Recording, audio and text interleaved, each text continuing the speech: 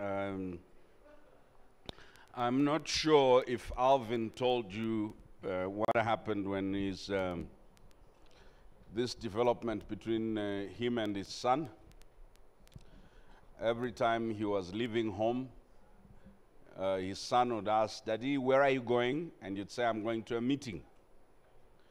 And every time he would leave home, the son would ask, and he would have the same answer. So when they started going to school, small people's school, the children were being asked what they would like to be when they're grown up. So some kids would say, "I want to be a teacher." Why? Because my dad is a teacher. So they went on through this ritual. And they came to the young man and said, "What would you like to be?" Said, "I'd like to be a pilot." I said, "Oh, your dad is a pilot." He says, "No." "So what does your dad do?" Then the boy says, "He attends meetings." So that I save you from your children thinking that you attend meetings for a living. As you can see, I am tactfully trying to make sure that memory arrives.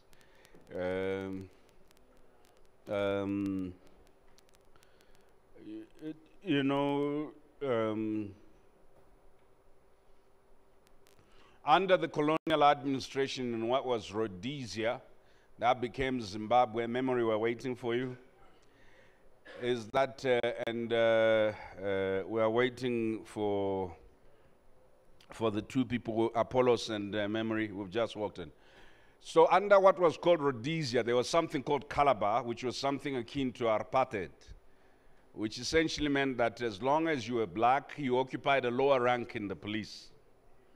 And if you were a clever black, your superior in the police force would keep you close. So what would typically happen when a murder has happened, a clever black police officer would go, he normally would be the rank of private. He would not go to be inspector. He'd go and investigate and write, as we all try and impress our donors and our sponsors. So even these people under this period would try and impress. So they would come back and say to the white inspector, "The homicide occurred because of the following circumstances. After my investigation, I established that the murder weapon and this," and say all. And the white inspector would say, "Private Dare, now that I know what you know, you can forget what you know." That means there's been transfer of knowledge.